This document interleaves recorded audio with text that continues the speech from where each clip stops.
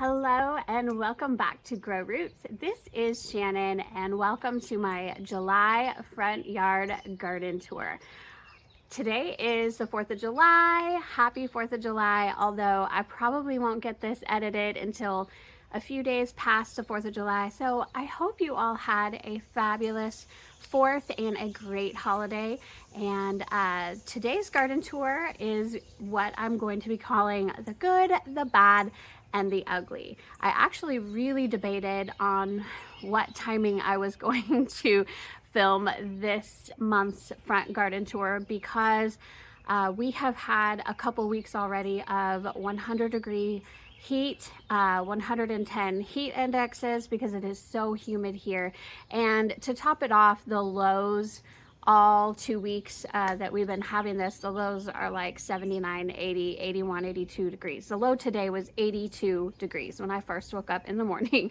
It has been incredibly hot, and so the front garden especially has taken a lot of beating from that heat, and so I do have to replace some plants and keep that in mind as we're going through. But there are some things that are thriving, there are some things that are not doing great, and there are some things that are really ugly and have to get taken out. So that's the good, the bad, and the ugly about July in North Texas. So come along with me and I'll show everything to you. All right, so here we are, everyone, and it is like 8:30 in the morning. I usually do my garden tours in the morning, but the sun is already kind of crazy. I think it's going to be okay for today's tour, but I think I'm going to do a repeat tour in a few weeks towards the end of July, maybe after I've replaced some of the things with more heat tolerant plants, and I think it may even look better at the end of July. We'll have to see. But the reason that I'm letting you guys see the good, the bad, and the ugly today is because the whole reason that I started my front garden tours is so that I could document myself what was going on each month of every year, and so that I could learn from my mistakes and see what was going on. And so it's really helped me even to look to last year when I started this. It's been so helpful for me to see, okay, what was going on last July. I actually just looked at that last night. I was like, okay, so I don't feel too bad. There were some things struggling. Actually, some things did really, really well that I didn't do this year. So yeah, that's how we learn. And so I'm showing you everything. This is full disclosure. This is a small home garden in North Texas, zone 8A, 8B. And I'm just being real with y'all about what's happening here. So we have real struggles here in North Texas. And so I'll get to those now. But I'm going to start right over here. This is our garden goose. That's Silly Goose is what we call her. And I'm going to start with the front border, which is the part of the good, the bad, and the ugly. So I'm going to pop a picture on the screen for you. With this front border, I actually had Supertunia Jazzberry and a verbena that was actually unnamed from Callaway's. It's a beautiful purple verbena, and this one is actually doing fairly well. And so is this Supertunia Jazzberry. It's actually mixing in with this Dusty Miller, which is absolutely beautiful. And so this right here was my vision for the front garden, but it has not come to fruition necessarily because we've had sudden plant death of especially the Supertunias. Almost all of my Supertunias have had sudden plant death. One day they're doing fine, which this one does. It looks like it's doing okay. It's hanging in there. And then one day it will be completely dead, and I mean completely dead. So it's just, and so I've already, this one, this is not a Supertunia Jazzberry. It was a Supertunia Jazzberry here, but it is now a Vinca. So I just went ahead and this was the first one to die. And it's actually a large Vinca plant. It's all right here. And I thought, oh no, it's the same color as the Jazzberry, so hopefully I'll get that same thing. But I should have picked up 4 of them because I had 4 Supertunia Jazzberry. That's literally as big as the Jazzberry was, y'all, right here. And it just died. It was doing fine one day and died the next. And so I thought, well, I'll pop a Vinca in its place. Well, I am so, what's the word I'm looking for, back and forth all over the place with what I'm going to do in this front border, because my original plan, knowing that the super petunias would kind of fizzle out, they just do here in North Texas. And I think it's because our lows are so high. Like our lows, when it gets to be 100-degree plus temperatures, our lows are in the 80s. Like it does not cool off, y'all. It just doesn't. And the plants really, really struggle because of it, especially the petunias. Even though the super petunias claim to be heat tolerant, here in North Texas, they are not going to survive past July. They just won't. And so anyway, my original plan was to put zinnias, the Dreamland series zinnias from seed. And I did start those from seed. They're in my backyard. Actually, they're doing okay. They're struggling a bit because they haven't been planted out. So that was my plan, is to pop all Dreamland zinnias in the front and see how those go, especially later in the season. The zinnias themselves might do okay. But I still want to keep this. This is amazing. It's hard for me to just pull it all out and start fresh. Like it's easier for me to just pop in a replacement for something that dies. And I have another jazzberry here, so I have another empty spot there. And even this verbena, like it's doing okay. It's trying really, really, really hard, but you can see that it's struggling. And then this verbena is even worse. It has a balloon flower on top of it, but there's another verbena. Actually, this jazzberry is still alive, but like the flowers you can see are so tiny. It's not, I don't think it's going to survive much longer. And then I have another verbena there that honestly is not doing well either. So, yeah, so that's the front border conundrum that I have going on. There's lots of plant sales this weekend. I'm going to be going out. I may do vinca. I may just pop in my Dreamland zinnias, although there's not all that many of them that are still kicking.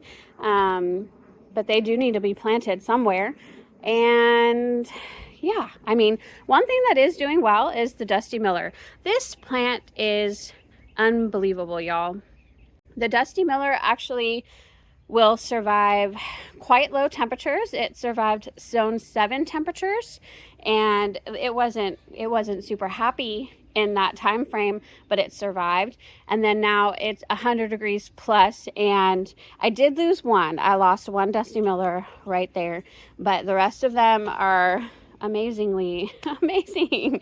That is a rock star plant, y'all. And it's a perennial here in North Texas, so I think it adds a beautiful pop of silver into any garden, and it'll survive the winter and the summer and still remain there. So that I'm absolutely loving. I'm going to come over here and show y'all, this is my May night salvia. And I am working with shadows already so early in the morning, but you can see it's still blooming just ever so slightly. I still have dianthus that's blooming right here. It doesn't look amazing, but the May night salvia has definitely filled in. And if you can see over there, I had lemon coral sedum, but it has kind of overtaken the lemon coral sedum too. But lemon coral sedum is doing okay. I have dianthus back there, still alive but struggling. I have a super Venus sparkling amethyst is what that is, and again that is struggling as well. And then I have Rudbeckia that popped up as a volunteer, which is kind of struggling too, although no, it's getting new blooms. That actually is looking pretty good, and I love that welcome sign. So yeah, it's doing okay. I have a daylily that is blooming, and I love this color, and it has some blooms popping up. So the daylilies definitely do pretty well in the heat. And then this massive thing right here is Salvia greggii. It has really beautiful hot pink blooms, and I popped this into the landscape last fall from clearance, and because I knew that it was going to be a rock star plant in in the heat, but it is, you know, fairly new and probably not completely established yet. So you can see a little bit of yellowing even on the Salvia greggii. And it's also maybe bigger than I want it to be. I'm not sure I'm loving the Salvia greggii, but anyway, I know that it will survive. And so, and they do look beautiful in the fall. In the fall, they really come alive with their color. So, you know, I'm pretty happy with how things go. And then, of course, there's the Sunshine Ligustrum all back here, which is doing amazing. And I have to say, I missed my window of safety of pruning these. You can see they are freshly pruned, and I did this I think I did this a week ago, and I didn't do it in the heat of the day, but I did it while the temperatures were in their hundreds. And I did it, what did I do it at? Late at night, so that it could have the coolness of the evening, like a full 8 hours of cool before it got super, super, super hot again. And I knew that I had a risk of scorching. And if you see right there, there is a little bit of scorching, but all in all, it's really not bad at all. I have all of this beautiful growth that looks amazing. This is a rock star plant for North Texas. I really truly believe it. It keeps this color during the winter, and during the summer when it's hot, hot, hot, it also it does really, really well. So already my phone is getting too hot to record. I'm having to take breaks because it is so hot, but here we go. Okay, so coming back over here, I have my Sweet William still. If you remember my Sweet William, it was amazing in early spring, but it's still kicking. It is barely blooming. Like, here's one little flower for you, but that is it, and that's okay. It is going to die soon. I showed you my daylily, and then I have another May night salvia right here that is not blooming. And again, the Salvia greggii. Darn, I had a bloom on this beautiful red daylily. It's red with yellow in the middle, and it's fabulous. And I can actually see it has multiplied itself already. This is a little tiny daylily that was planted in the fall last year, and so it's actually doing well. You can see all of the bloom stalks, but I just don't have blooms for you at the moment to see, but it is beautiful. Coming over here, this has been so fun. So the largest balloon flower plant I have ever seen. Look at this. So this bird bath is about 3 feet tall. This stalk is, okay, so like 3.5 feet tall is this plant right here. And I have some blooms still going on it. It's kind of flopped over, and I've been letting it do that. I did not stake it. Here's another bloom for you too. Oh, there's mine. I just think they have been so pretty, and they were gorgeous, kind of flopped over the Super Tunia Jazzberry and this Verbena here, mixed in with the Dusty Miller. It was fabulous, but I might go ahead and stake it up now that it's kind of not flowering as much. Everything now with this heat is just like, yeah, even the Salvia greggii is like, I just don't want to flower right now. I'm going to use all of my energy to stay alive, and that's okay. That's totally fine for the perennials and all of that. That's totally to be expected. Annuals, you should expect them to bloom all season long, but we have to be really careful here in North Texas choosing our annuals because of the heat, the extreme heat that we get. So anyway, here is another daylily, the same as the peach one. Again, I just don't have any blooms on it at the moment. I have a little Rudbeckia that's struggling back there, and I have more May night salvia planted over there. That little guy is Lambo, the garden sheep, and so he is happy over there. And let me back up a little bit to show you the Vitex tree. And it, again, is not in bloom right now. It's past its first bloom, but it's doing really well. Vitex is another very, very heat tolerant tree. Y'all, this thing is a superstar. So it's absolutely beautiful when it is full of blooms. It should give me another flush, although I didn't deadhead them this year. It's just too tall for me to do that. So I may not get the second flush I was hoping for, but actually I do see some blooms beginning. So in August, I might be able to show you some. And then there's some pests right there. Do you see them? Is it focusing? I forget what these little guys are called, but they go all around the thing trying to avoid being captured. They're so funny. Do you see that? Anyway, I am getting some new blooms, just not as amazing as the first show of blooms in the, let's see, in probably June, early June is when I got those. But underneath the Vitex tree is my ground cover. Okay, everyone, just a real quick break. My daughter Maya let the dogs out. Say hi. I wanted to show you Gummy really quick because she is ginormous already. She is now, she's almost 4 months old. She is 17 weeks tomorrow, and that's Bear, and they are just the best of friends. But little quick Gummy update on the puppy. She is still very much a puppy, but she is a very, very large puppy now. She's gaining about half a pound a day.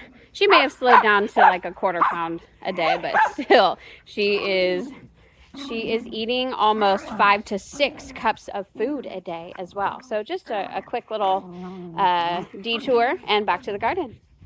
So just a little over a year ago, this space was something that I was perplexed with. I couldn't get anything to grow there because I wasn't putting the right things there.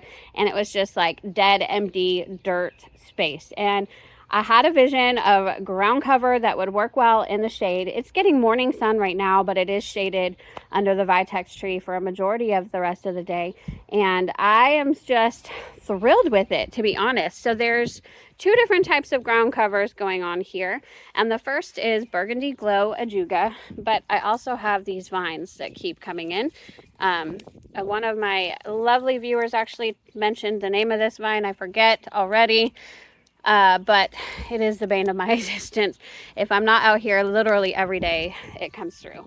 So anyway, Burgundy Glow Ajuga, and it's absolutely beautiful with that variegated foliage, really, really filling in this whole area in front, beautifully coming over the stone there. I just absolutely love it.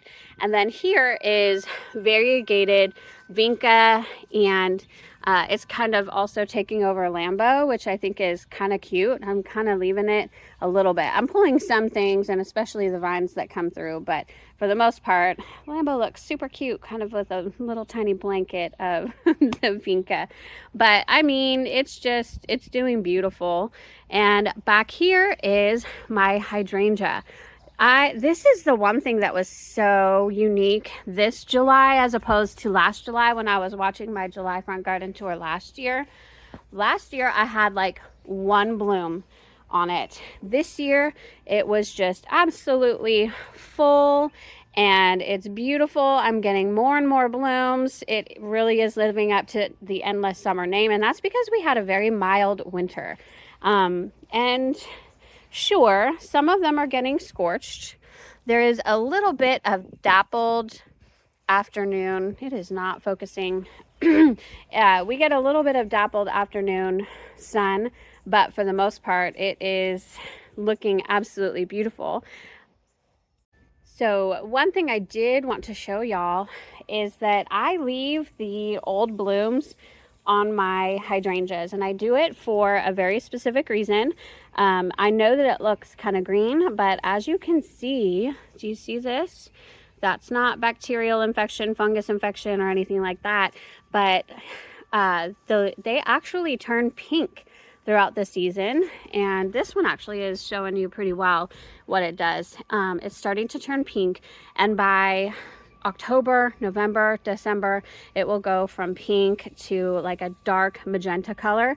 And in the winter, and the leaves also will turn these beautiful, beautiful colors, like magenta colors as well. And it looks stunning, y'all. So, you could go ahead and deadhead these right now. I wouldn't prune the entire branch off. If you're going to deadhead these blooms because you don't like them, then you'll just cut it like right here, because it's forming buds, or in the next month it will form buds for next year right here. So if you cut this whole thing off, you're going to cut off next year's blooms.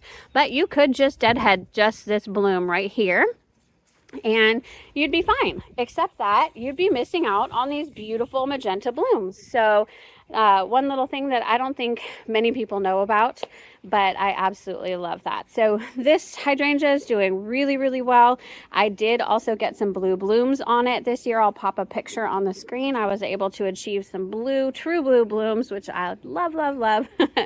It's amazing. But I have that Vinca ground cover going on right there as well, and of course the sunshine ligustrum and the vitex tree. And that's why this hydrangea does so well, is because that vitex tree provides it shade for most of the day. You see it's getting some filtered sun, and then in late evening it'll get some filtered sun as well, but it's enough to get it to bloom. So yeah, it does really well. But if this vitex tree wasn't here, it would fry. I'm just letting you know. So I'm going to go up on my patio and show you my other things. So here we go. Here is my other very large, very old hydrangea, and I call it Big Daddy. It is about 12 years old now, and you can see it's full of blooms. I don't know if I've ever seen it this full of blooms, and the blooms are definitely green. Okay, not gonna lie. Does it look terrible? I don't think so. Does it look as good as they used to? No. But again, I'm leaving them on because they're starting to develop this pink hue, as you can see. And they're just going to continue to get pinker and pinker and pinker as long as they don't fry, and they will be good to go. So I wanted to point out that some of the foliage looks really, really, really good. Some of the foliage does not. I totally get it. I need to go in with some doses of iron. It has gotten a lot of soil acidifier. It has gotten water-based fertilizer, as well as plant tone, which is the slow release fertilizer. However, I think because it bloomed so much, I think the plant is just lacking nutrients, even with all of the fertilizer that I have given it. Or maybe it's an imbalance of fertilizer. I'm not really super sure. Look at that. That's so pretty. But I do get it. Some of the foliage is just fine. The top foliage does not look amazing. I know it's chlorosis. I'm going to go in with an iron dose and see if I can get rid of that. But I really think it's just a result of how much this plant has bloomed and that it takes up, so much nutrients doing it. But here's a fairly newer bloom. It's so pretty. And another hydrangea that I have is this variegated lace cap hydrangea, and it is ginormous. It's almost the size of the Big Daddy, to be honest. It's just not as wide, I think. This is only 2 years old. This is kind of my first season with it, or I'm sorry, this is kind of my third season with it. And I still have never seen it bloom. But if you watched my last garden tour at Stacy's, she has one of these as well. And this is her 4th or 5th year, and she's just seeing her very first bloom. I think there's something with these variegated hydrangeas, variegated shrubs, where it takes them a while to mature and bloom, is my own experience / understanding. But we'll see. Now, last year, I'm pretty sure it started to fry at this time, or maybe just a little bit past. So we're at 9 a.m. in the morning, and it's getting kind of blasted with full sun. And when it's hot, hot, hot sun, like it's already almost 90 degrees, that's a little much for this hydrangea. And so I did have these outer leaves burn, and it defoliated on these outer leaves, and then it refoliated, grew new leaves back, and it did just fine. So we will see probably what happens this time, but yeah, I mean, just for the foliage alone, it's absolutely stunning. I really do love it. I'm going to show you, this is somewhat of a new container for me. It is Impatiens with a Gerber Daisy, which I have a new one coming up right there. The Gerber Daisies are doing amazing in this location with morning sun and afternoon shade. And I thought the Impatiens were going to do amazing, but there's a lot of leaf curling going on all the time, regardless of the fact that the soil is moist. I do water these quite well, but it's just struggling in this heat. I think that's what it is. And so, yeah, you can see that little guy right there. Oh goodness. But this container is doing all right. I mean, yeah, everything's just struggling already, y'all. The impatient. Now this one needs water. This one's not hooked up to irrigation, and I haven't watered it in a couple of days. So this one does need water. And then I have another container right there that, again, is not doing the best. I popped in some cuttings of my Vinca Major. So that's what these are, and they're just struggling. It's okay. I'm just wanting them to establish. And then I have some Creeping Jenny here as well that Stacy gave me, actually. Thank you, Stacy. I have this container that is really doing amazing. So I popped in a pot up here. This is a plant stand inside of a pot. You can't tell anymore, but, and then I popped a pot up here on the plant stand, and I put in, this was one of my houseplants. I just put in cuttings of my houseplant of Tradescantia zebrina, and it has filled out and started to spill out. This plant loves life right here. And I have a wasp. Did you see that? Oh, okay. And then I also have some variegated English ivy, which is doing fantastic. Again, this is another one that survives our winters and is evergreen. And then it survives the heat of our summer as long as it's in kind of a shady spot. So it gets morning sun and afternoon shade, and it loves life here. And then I still have some dianthus that are popping up in there as well. That's a pretty one. You know, dianthus are rock stars too. You know, they get kind of brown in this heat, but they're still trying to bloom for you, which is so awesome. And I have this container. Again, it is full of Impatiens. Let me see if I can get out of the sun there. Yeah, so it's full of Impatiens, and it once looked absolutely beautiful. And again, the heat is just, the Impatiens can't take it, I don't think. Not our heat, anyway. I've grown these in California. This is my first time growing them here in Texas. And again, I've learned now. They were amazing, but now they're petering out and looking very, like, you can't see the foliage anymore, or you can't see... Anyway, you can see just those stems, whereas before it was all foliage and flowers. You couldn't see that. So not the greatest plant for the shade. I may just end up filling all of my containers with the English ivy, and then in the summertime, the Tradescantia zebrina. I don't know. I mean, those are doing well. And then I have more English ivy in this one that's growing up, this cute little espalier. Not espalier, but a little trellis for it. I definitely skipped my front containers before, but I'm coming right back to them. They are still looking fantastic. This is this is actually 2 Supertunia bubblegums. So I have 1 jazzberry still alive right here, and I have 2 Supertunia bubblegums that are still alive here, and they are doing okay. They're struggling just a little bit. I've been fertilizing them every week to week and a half. I haven't gone any longer than 2 weeks, but you know, again, the heat is going to take its toll, but I do think if anything's going to survive, it's going to be the Supertunia bubblegum, right? It's just a rock star, and you can't see the pot anymore, and it's just beautiful. And then I have my Limelight Standard.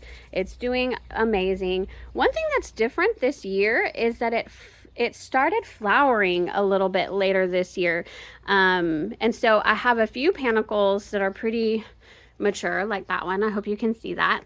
It's already kind of starting to, it's a little bit of an older panicle, but I've got these ones that are just beginning. And I think this is a great thing. And the reason is because they aren't going to scorch as bad as they would have if they, like this one is already scorching just a little bit on the top there. Do you see?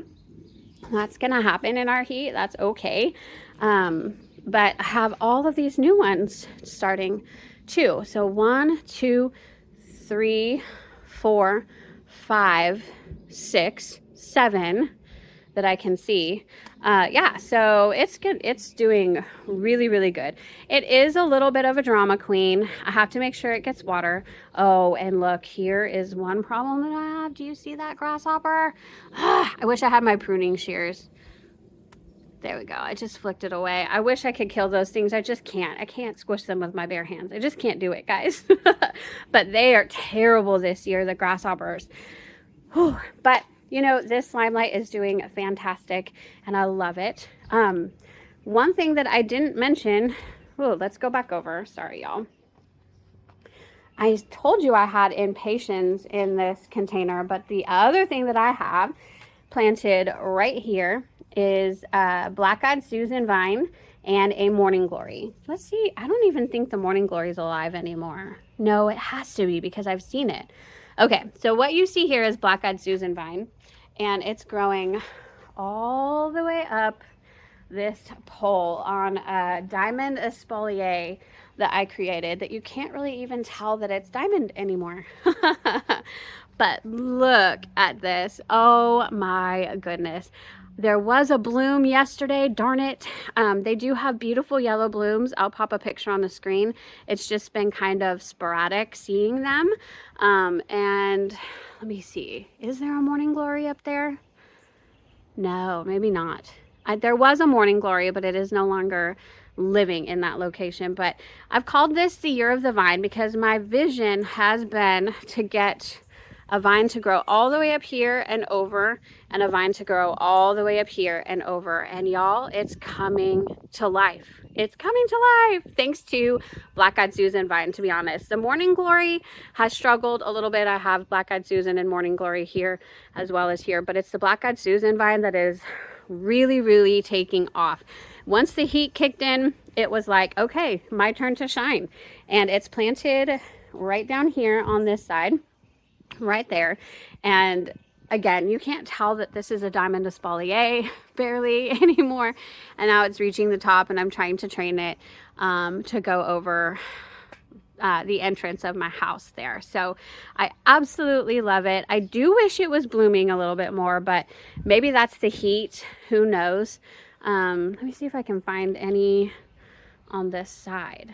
Nope, I don't think I can. That's okay. That's okay. No blooms on those vines right now, but that's kind of the life story right now. Over here really quick, I forgot to show y'all. This is Supertunia lovey-dovey. So it is still alive, just barely. And this is a shade location for sure. It gets a little bit of morning sun, but that is it. And I think that's all Supertunia lovey-dovey can take, to be honest, because I grew it here last year and it did decent. I grew it in a full sun location this year and it died pretty quick. So Supertunia lovey-dovey, just to let y'all know, grow it in part shade for sure if you're in North Texas. All right, so coming over here, I wanted to show y'all my 3-tier planter, which is kind of the good, the bad, and the ugly. This is not at all what I wanted it to really look like right now. It doesn't look its best, but I'm just showing everything to you. And so I'm being real with y'all. This is what happens when you have, you know, gardening difficulties here in North Texas with this heat. But right here is variegated liriope. It's actually doing awesome. It's doing exactly what I want it to do, and I expect pretty soon it will start flowering these blue flowers. So that's really cool. Coming into the bottom here, this is Super Bina Peachy Keen. And this bottom part is more shaded for sure. So I do have a little bit more blooms. Look at that. It is still going. It is still going for sure. I could go and deadhead some of these older blooms. And then I have, this is not Supertunia, sorry y'all. This is actually Wave Petunia. I picked these up because my Super Bells yellow totally died. So I picked up another yellow, the only other yellow annual that I could find at the time, and they're okay. I mean, again, they're petering out for sure, and these are in the shade, and that's why they're still alive, I think. So yeah, so Super Bina Peachy Keen down here. There's another super or wave petunia, and then I've got Super Tunia Persimmon right here. I've got 2 Super Tunia Persimmon. There were also wave petunias, but they have died. Again, Super Bells, yellow was planted there and it died. I'm just being real. But Super Tunia Persimmon is definitely on its way out. As a matter of fact, I think I'm just going to pull it. I have cut it back at least once. It just isn't, it just won't survive this heat. It just won't do it. It's trying so hard. But, and I do love like this angle. I hope the shadow doesn't overtake, but I do love this angle over here with the vines in the background, and it is kind of intermixing with the vines over there, if you can see that, and that's lovely. I absolutely love that. But it's coming out. Something else is going to go there. Don't know what. It's going to be heat tolerant annual for sure. And then on the top here is the another Super Bina Cashmere pink. No, another Super Bina Peachy Keen. So here's where you can see that it is struggling. You see that yellowing foliage, like all of our Super Binas kind of look this way here in North Texas. I think it does have a ton of new blooms that are starting. It's just that this is what they're looking like. They can't pop those blooms out because it is too hot. It's not cooling off. So they can't pop those blooms out, y'all. It's really difficult. I'm lucky to actually have this one, I think. So, I mean, it's a beautiful plant, and it is, I think, perennial for us. So I think I'm going to save it and put it in the landscape somewhere to see if I can keep it alive. Because I don't want to trash this, but I really want this to be a showpiece for my garden, and that's not what it is right now. So I'm just going to take the loss and put something else in its place. I'm still undecided about that though. It is, I mean, it's pretty, right? But anyway, that's my three-tier planter. And then coming up along the side, this is just a hedge of boxwoods that are only about 2 years old that are growing fantastically.